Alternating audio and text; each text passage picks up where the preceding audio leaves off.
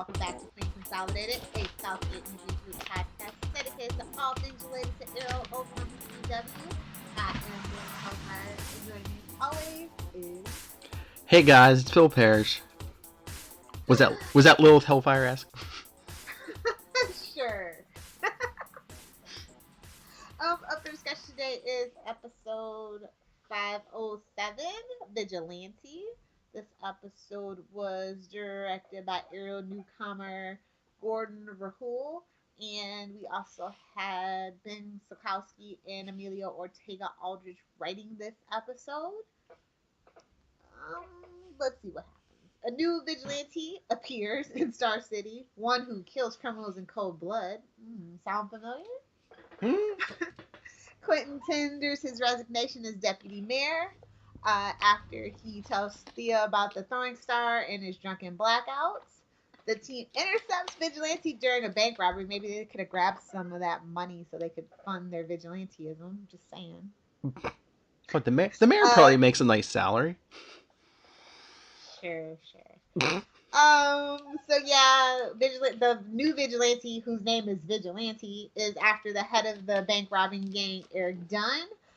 Meanwhile, Adrian Chase forces one of the robbers to reveal Eric Dunn's location, and wouldn't you know it, just in the nick of time, Green Arrow saves him from Vigilante, but not the other 8 schmokes, 3 that were murdered and 5 that were injured. Thea convinces Quentin to go to rehab, while Oliver and Susan start forming a closer bond. Meanwhile, in the flashbacks, Kovar introduces Oliver to his maid, Galena, who happens to be Tiana's mother. He also claims that the Brava has been using him for their own ends, which includes making a deal with him. But then, for some unknown reason yet, Kovar releases Oliver back to the Brava. And maybe now we know why he turned his back on the Brava. When he finally gets back to at the time, Starling City, so. Yeah. A lot happened. I really like the flashbacks. Literally, I think that I love that line, truth is a matter of perspective. That was my jam for the week. That was my meme of the week. Yeah, well, don't get too attached to those flashbacks. I'm thinking we're not going to see a lot of those for a while because, no episode next week. Then the episode, when they come back, it's the crossover. I bet you we're not going to get any Russia flashbacks in there. Yeah, we're not. I know. It's fine. It's okay. So maybe, the episode after that's probably the mid-season finale, so we might get some there. I heard that the mid-season finale was flashback heavy, though. Oh, okay. I heard that. I don't know how trustworthy my source is until I see it. And then we can go from there. Oh, is Prometheus going to be Dolph Lundgren? Oh. Yeah, they are unmasking I heard, anyway, that they're unmasking Prometheus a la Dark Archer mid-season finale, so. Oh, yeah, that seems to be the formula, because I think they're doing the same thing on The Flash with Alchemy. And isn't it, speaking of The Flash, isn't it ironic that Prometheus has been known in the comic books to work with Dr. Alchemy, and The Flash's villain just happens to be Dr. Alchemy? I'm just throwing it out there. You're expanding that Legion of Doom. You mean the Legion of Worry, to coin a phrase from Zach? Barely worry. Oh, we have the time traveler Eobard Thawne. We have the immortal Damien Dark. Oh, and we have Malcolm Merlin. Yeah, exactly. Anywho, back over to the granddaddy of this universe. Where should we start? So I like that we kind of it was kind of a cold open. It was very Supernatural-esque, where we don't really know what's going on. It's just okay, Vigilante just left 2 dead criminals. That's SCPD's doorstep. Mm-hmm. With the V marked into his face, and I'm like, okay, how many Batman? I mean, that wasn't even the good Batman ripoff. It was the Batman versus Superman Batman. and hanging them in front of the police station. I'm like, okay, who is this guy? Like a dark Spider-Man? Got it. Probably, considering the guy that plays Adrian Chase is on Jessica Jones. Oh, so yeah, I really like that cold open, definitely. Oh yeah. The Thea and Quentin thing, like, I'm tired of people like I ship what you want. I don't care. I don't agree with people shipping that relationship because that means Thea's gonna die. So just let Thea be like, like I don't know, like nothing good happens to Quentin. Like it just doesn't. You see, that's what I was going to tell you. Remember, we were messaging last night, and I said, "Oh, watch Prometheus tinfoil hat time. Watch Prometheus's Felicity." I'm like, maybe she's maybe she's setting up Quentin because she's jealous. She used to have that relationship with him. Now Thea has it. Ooh. I want Felicity to be Prometheus or Dominator so bad. You don't even know. Oh, we'll get to that though. Oh, can you imagine if they made her like a shapeshifter? Oh, they're gonna go all secret invasion from Marvel. That she's they'll rescue the real Felicity and she'll be it's they kidnapped her like the end of season 2 or beginning of season 3. At the end of So season she wasn't the one who slept with Oliver. I love it. We need to make that happen. Next season, let's make it happen. It's too late for this season, but let's make it happen next season. How do you feel about Adrian Chase as I mean, if you were a comic book reader, we all saw this coming, right? Mm-hmm. There were the spoilers out there that he was obviously Vigilante. I know a lot of people were hoping that he was Prometheus. There's still a chance. Yeah, but Not really, but it's Arrow. Literally anything can happen. They killed Black Canary, so literally anything can happen in this show. Yeah, I just want the backstory. Why he's why in this universe did he start? He lost a woman. That's everybody's story, just about. Come on. Or Ray, it's either a parent Flash. That woman just happened to be his mom. It's either a parent or a woman. Yeah, and Flash, it's both. Yes. So, Slade. I'm just saying that's enough in this universe. Hey. You think we're gonna get his backstory? I mean, dude, should we care? I think they should have some. I mean, they don't have to devote like a whole episode to it, but I think a little explanation might be nice. Okay. So they also have deduced that Prometheus, thanks to Thea, by the way, Prometheus knows that Oliver Queen is the Green Arrow. Mm-hmm. So, which we already kind of deduced ourselves with the whole church thing. Mm-hmm. Oh, so, who knows? He's the Green Arrow. Who knows about the list? I don't know about the list, but I mean, remember who the traitor on the team is. Supposedly, but now she has been given the name Artemis. Uh-huh. Which, if you're a Young Justice fan, you know how this is going to go. It's going to be the double cross. The double cross. Yeah, but I'm just saying, if she's the traitor, I mean, the minute he unmasked for them, she could have gone running to Prometheus and say, "Hey, guess what? I found out who the Green Arrow is." This all leads to beg the question, when did she start working with Prometheus? Was season 4 all to get their attention to start this long con? I don't give the writers that much credit, but I mean, weirder things have been retconned. Maybe not her first appearance in season 4, but I'm thinking maybe between seasons 4 and 5. Yeah. But no way, I definitely think this is the double cross as an homage to who her character was in Young Justice. Not necessarily the comic books, but yeah.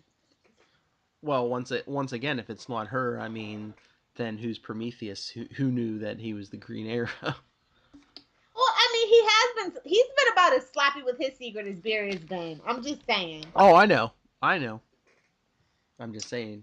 I have a theory. Not the one that I promised Tyler. That's later. Okay. So, since they love to rip off Batman so much, how about it be, spoiler alert, Mask of the Phantasm style, where it seems like it's a guy, but it's actually the girl that he's dating, a.k.a. the reporter chick. Boom. Yeah, I think it'd be cool if it was a woman, because even looking at that costume, I'm like, oh, are we sure it's a guy? But I don't know. Is she too new for it to like? I mean, for it to make a real impact, should it be someone who's been around, who's It had more should history? be, but come on, let's. I told you guys, baby steps and lower your expectations. I mean, what if it's like Huntress? I like that theory, but I think that they ended on good terms. You know what I mean? And for Mm-hmm. those of you that don't know, between Birds of Prey and season 3, she did break out of jail. That is like canon. I think they explained it in one of the season 2.5 comic books, and they also mentioned it on Twitter. And they have been wanting to have Huntress back, but like I said, she ended on really good terms with Oliver and the team. Mm-hmm. So that's what makes me. But then again, if you want to go along that whole Artemis thing with and backing Young Justice, Huntress, and all those things, maybe. I know I was kind of joking, but I was gonna say, what about my theory of its Felicity? Because, like I said, maybe that's why she's giving him all these bad decisions. Like, oh yeah, you should unmask for everyone, and you should do this. You should, and and as for the fighting skills, like I said, she could reprogram that chip in her back, couldn't she? We all joked about it last year, like, oh, maybe that chip she turns into the Black Canary because the chip downloads like Chuck. It's the construct. That still would be no excuse for that wheelchair arc, though. Sorry. I don't know. It's Well, they're unmasking, like I said, supposedly unmasking Prometheus at the mid-season finale. So they know who it is. I mean, it's been written, it's been filmed. So it's not like the Grey where they just have to decide like January. Oh, because we have to tell this person because of their contract. You know what I mean? So I'm just curious to see which way it goes. Like I said, I didn't know that I wanted Quentin to be evil until they gave me the possibility, and I'm just like, I'm gonna be disappointed. Yeah, but even they said, it's not Quentin. I don't know. I know. Could still be Tommy. Could still be Thea. Yeah, She could be brainwashed again. I don't know. You don't think they've played that out enough times of her being used and brainwashed and. I mean, honestly, that's all they ever do for her storyline, unfortunately. Always has to be tied into someone else. She's never actually really had her own story in her own right. She was tied to Roy, and then she was tied to Malcolm Merlyn for way too long. Mm-hmm. So, I mean, and Quentin doesn't really have a storyline outside of Thea. Do you know what I mean? It's kind of the trend.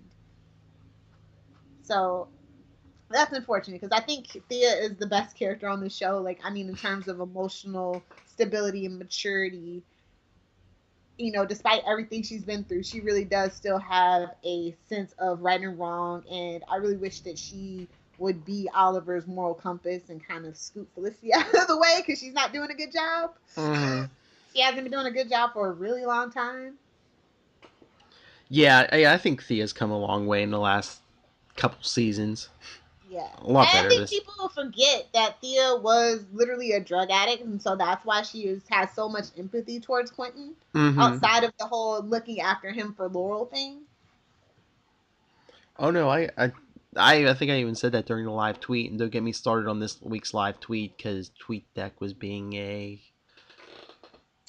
piece of crap. Yes, that night. Being a POS deck.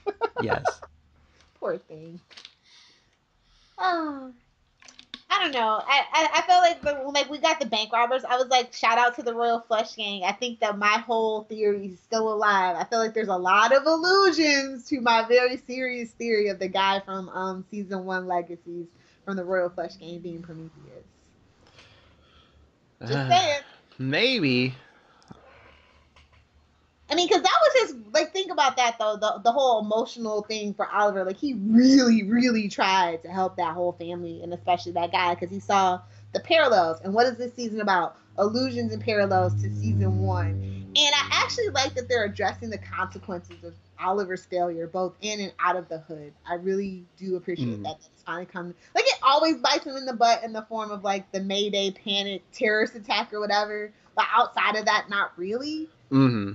But this is like seeping into his everyday life. It's got him questioning what he should do as mayor, and if killing not killing really wasn't the answer. You know what I mean? Yeah. I don't know. I just I know we discussed it before, but I know you're a big fan of the actor, but how would you feel if it was like Oliver's father? I love me some Papa Queen. I do. And I have a series like I could see that too. Like I when you said, well, we never did see the death on screen, and I started thinking, and I was like, well, magical things do happen on Lee and you. Stranger things have happened on Lee and you. And like I think it was last episode. I think you were saying about yeah, and Oliver kind of was he Hallucinating. hallucinated his father a couple times. Yeah, so I mean he could have hallucinated that whole thing, but He knows about the list, and I think that if you really want to go down that route, you see he didn't want Oliver to necessarily kill those people. Maybe he wanted him to like grow up and mature and go after them the legal way or something like that. Do you know what I mean? Not just kill people on the list. Maybe he sees that as a perversion and now he's mad. Like if you really want to go down this route, there's a lot to be mad about. or maybe he was all for Oliver killing those people on the list, but and Oliver kind of dropped that mission after season 1. So Mm-hmm. maybe he's like, I gave you this, He let Malcolm Merlin live. yeah, and you dropped my legacy, you dropped it, You gave up Queen Consolidated and I wanted you to shine on my legacy, and you kind of basically just dropped everything. yeah. I mean, I could really see a case for it being him because it is Arrow and nothing stays dead. Yes. So it's almost like supernatural at this point. Because I mean, I mean, yeah, you said that, sometimes they lie about these hints, but they said a strong tie to season 1, and his dad was That's a what this whole strong, season's been about. yeah, that his father is basically the origin story. You want to take it back all the way to day 1, you know. Exactly. So I mean, I'm starting to like, I'm really starting to see the possibilities with that one, and Mm-hmm. I also am starting to see, like I said, the possibilities because they won't refer to Prometheus as a him or her. Apparently, they're being very gender neutral. Uh huh. So that's why I got to me to thinking about Susan Williams and why her name might be Susan Williams. Like I said, we have a million other reporters we could have used in the DC universe, right? And it was like Yeah.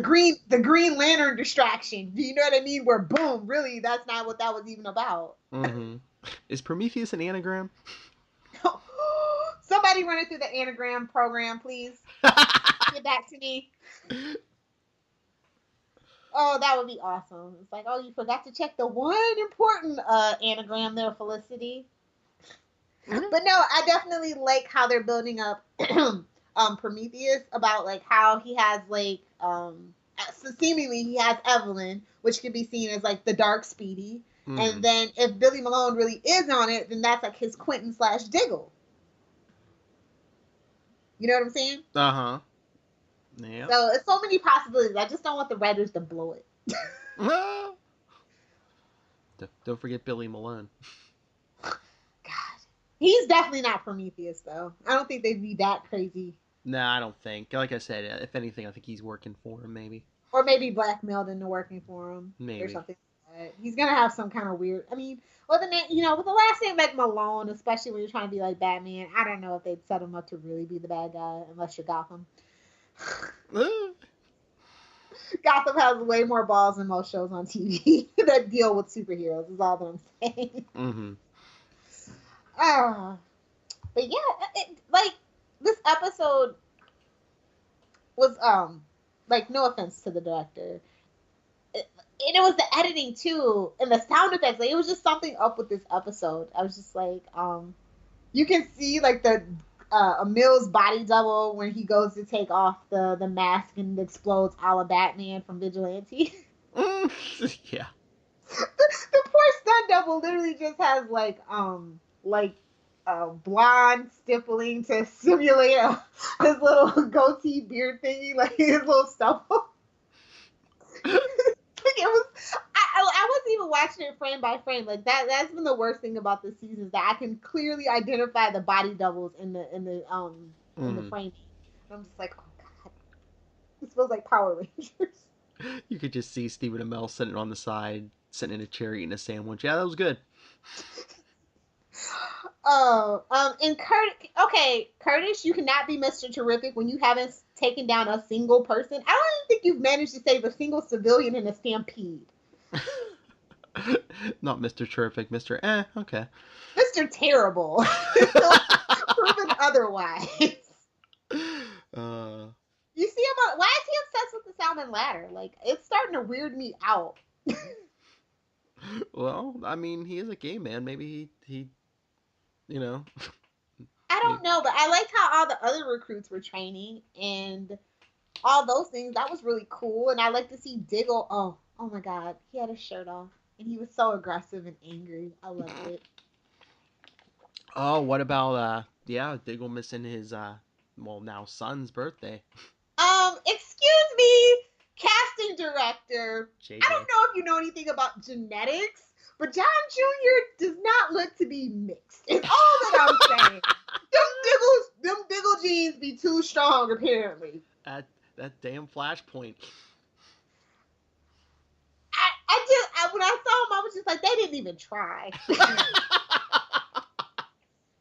Although I thought the same thing in 2046, I was like, maybe Lila died and he had a second with somebody else. Because I'm just like that. I'm sorry, that's not how that works. Well, maybe they got back. He don't even have freckles. They got backed into a corner with that Legend of Tomorrow episode. They're like, oh, well, we got to go with the.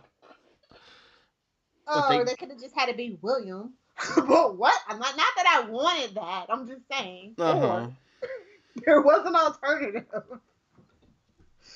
So I don't know. That threw me out of the episode real quick. I was just like, I mean, I can give them a pass on the whole not knowing how hacking thing works or not knowing how, DNA evidence works. But, I mean, we got people like Lenny Kravitz out in the world. That's all that I'm saying.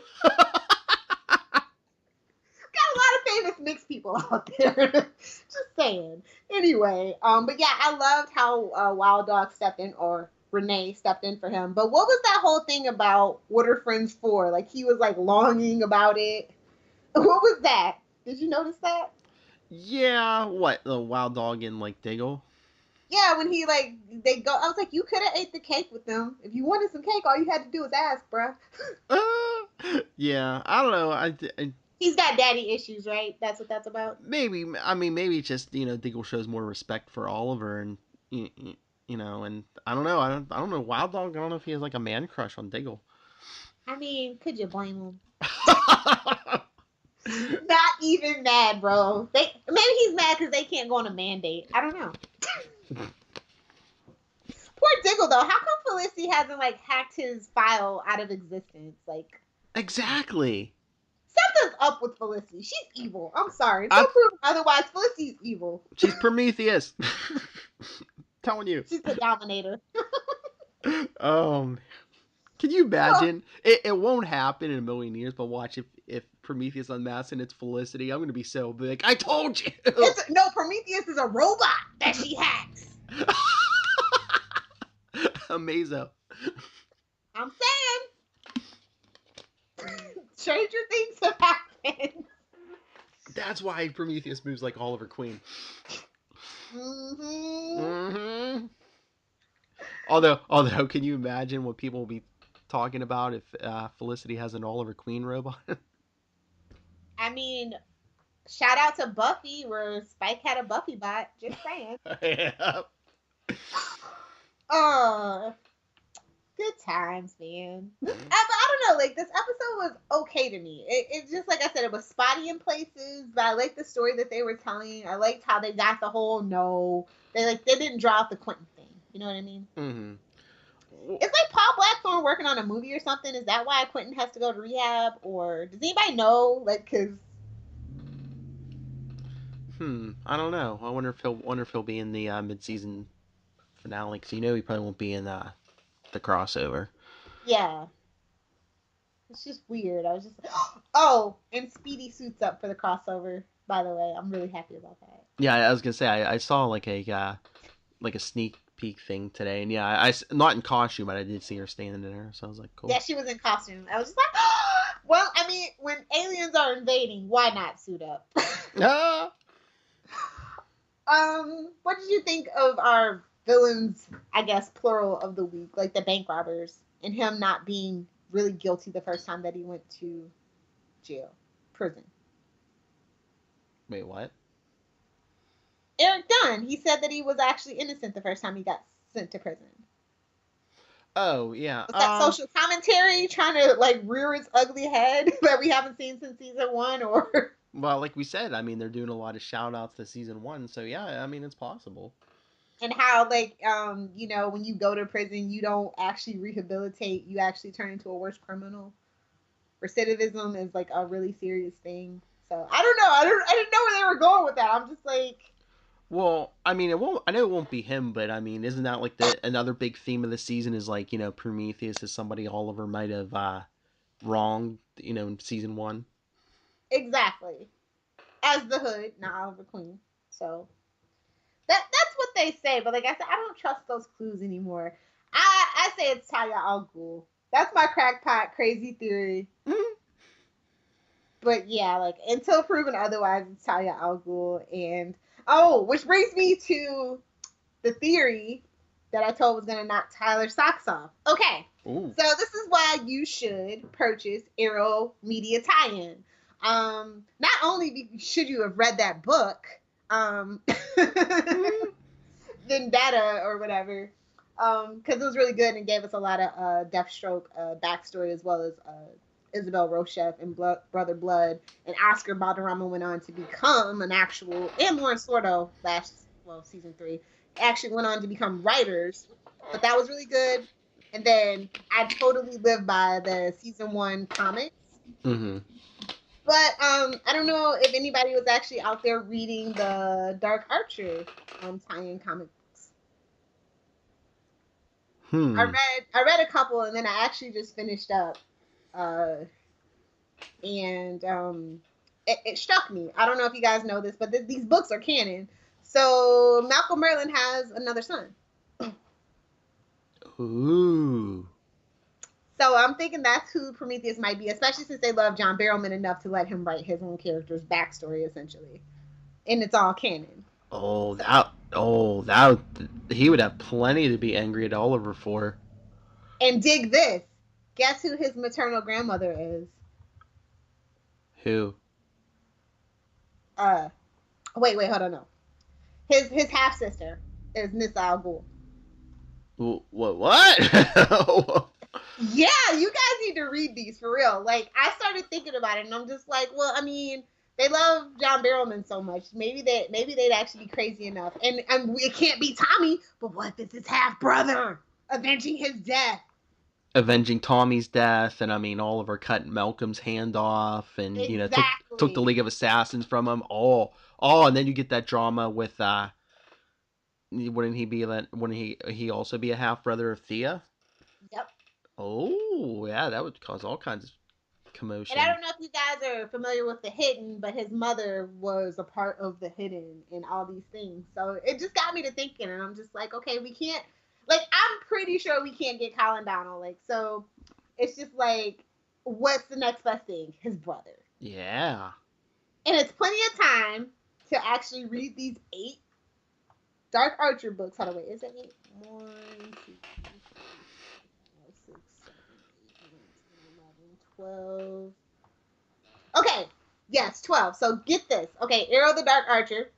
The very first issue is called Sacrifice. And the last one is called Justice. Just saying. I started thinking about it because, like, when people were throwing out the Huntress and how that's canon and that happened in Arrow season 2.5 tie-in comics, I'm just like, and then the Queen Mansion burning down, it's canon and all these things. I'm like, well, what if that's just like an Easter egg to like the super, super loyal fans because they had been catering to Velocity so long that they were just like, well, let's try the other side of it. I don't know. That's my crackpot extra tinfoily edition theory. Well, okay. Oh, I like that theory, but did it say where he's been? You gotta read and find out. It does tell you, but it doesn't tell you if he was ever on his way to Star City. So. Oh, okay. But a lot can happen in between those 5 months. You know what I mean? When they take the break, so. I don't know. I think that would be a happy kind of compromise. Although most people would be like, who? And then we'd have to have like his own origin story, obviously. But I think that and then when I heard that Talia al Ghul was coming and I started thinking, I'm just like,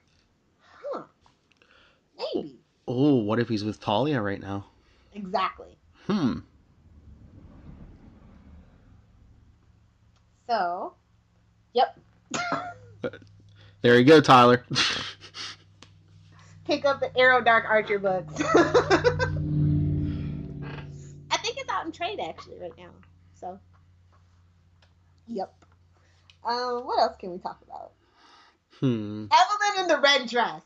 Um, okay. Yes, the character's supposed to be 17, but Madison is actually 21. Mm-hmm. Just saying, for people that were up in arms about that, the actress is actually 21 years old. Calm down. I didn't have a Put problem. the pitchforks down. I didn't have a problem with that. It's just I don't know. She barely looks 17. She looks like she might even be younger than that. I was just like, that's kind of what. It is Star City's back alleys. I mean, nobody really made a fuss. Roy was 5 years older than Thea. Just saying. Oh no, you're not shipping her and Oliver, are you? I think I only got a couple more months till she turns 18. I mean, if Laurel's not coming back, I'm just gonna do it just very facetiously. As long as she's not the traitor, real traitor. Yeah, I no way there's a real traitor on the team. But that brings us to who the hell's gonna die? I think it's Wild Dog. Unfortunately, that's what I love me some Rick Gonzalez. Yeah, that's what I've been saying. I don't think they're gonna kill off anybody who's been there long term, and so it's probably gonna be one of the recruits. And there's something going on with Evelyn, so they're probably not gonna kill her. They're not gonna kill Curtis, no matter how much I want them to. Oh, yeah, they're not gonna kill Curtis, so it probably comes down to Wild Dog or Ragman, and Wild Dog's a lot easier to kill. Ragman's OP as hell, so no. And plus he's gonna be harder to kill too. Today I learned, by the way, the actor that plays Ragman is like 35 or something, Really? 33. I was just like, huh. Wow. He does have a baby face. Wow. Right? Hey, Wild Dog is actor is older than Stephen Amell. He's like 37. Oh, really? Mm-hmm. I was just research. Don't worry about what I was doing.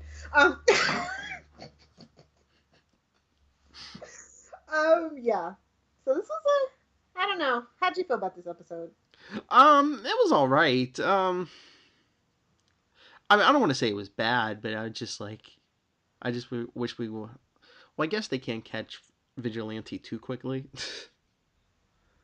I can't wait to see how that plays out between Oliver and Adrian. Because they kind of played with it where he was watching the interrogation, and then you know that Adrian took his sweet time to get the warrant so he could show up as Vigilante. Mm-hmm. I just had the thought if like Prometheus was Tommy, that just I don't know if Oliver would have trouble. Like Tommy does something completely evil when he needs to die, and Oliver's like, "Oh, I can't kill him. I can't have his blood on my hands," so he has to go to like what? And then Felicity does it. Or no, I was gonna say I thought Oliver would go to Adrian Chase and be like, you have to kill him. I can't do it. That would be interesting. I like that he's struggling with that, and I really did enjoy his interactions with the reporter lady. Mm-hmm. But something's up with her. Oh yeah, I said she's either in on it somehow or she's gonna die. Definitely. Unfortunately. I mean, I don't think that another woman needs to be killed for man pain. She's just doing her job. Mm-hmm. She just happens to be really good at her job. It's not her fault. But mark my words, people. Especially if she discovers he's the Green Arrow, she's either in on it or she's gonna die, or both. I heard somebody say that she was definitely maybe Prometheus because she's trying so hard to see. She's checking about that 5-year story. 5 years away. She wants to sleep with him to see if his tattoos, if he has a Bratva tattoo. Oh, I could see her wanting to do that even if she's not Prometheus. Yeah, but I don't know. We got some other players because apparently, like Human Target, he's like a meta in this universe, right? Then apparently because he didn't die from the shots or whatever. Like they never really went into the backstory, so I'm just assuming he's a meta. I don't know. I didn't know if he had like bulletproof something or other. I don't know. Like we don't have like the realistic mask thing. It's just weird. I don't know. But yeah, like they knew about him and his weird like abilities or whatever. So I feel like there is definitely something else afoot. Yeah, in the universe that we're not yet revealing. Maybe it comes out in the back half of the season. I just don't think the reporter's Prometheus just because she's digging into Oliver's past, but I don't know. Maybe he doesn't have the whole picture, Maybe but she's looking for the story. She wants to blow up Oliver Queen as mayor and get rid of Green Arrow as well. You know what I mean? So she's digging maybe. for that stuff. I don't know. It just seems to me Prometheus seems to know a lot more about Oliver than she does. Or maybe she's Although I playing might be wrong. stupid. I don't I don't know. We'll see. Definitely. Who was your favorite character this week? know. Hmm. I don't know. Uh. I don't know. Maybe Oliver. I'm just. Um, I'm just digging the mayor thing, and it just the I don't know. He just seemed conflicted about well, especially the vigilante stuff. Even though I'm getting sick of team trust him, then it doesn't trust, then they don't trust him. Although if Evelyn's a traitor, that's on purpose. she's sowing the seeds of doubt. She's pushing them. Yeah, and they keep doubting him. But she did have a fair point about who, going along with the matter of the tagline of truth is a matter of perspective. Mm-hmm. Who gets to decide who's the vigilante and who's the psycho? Yeah. Well, I guess the mayor. So yeah. So who's your favorite character? Wild Dog, because he was there for Diggle when Oliver couldn't be. That's true. Oh, you And he think? keeps calling Felicity Blondie, and I'm like, that's not her real hair color. That's why she doesn't like it. Well, he doesn't know that.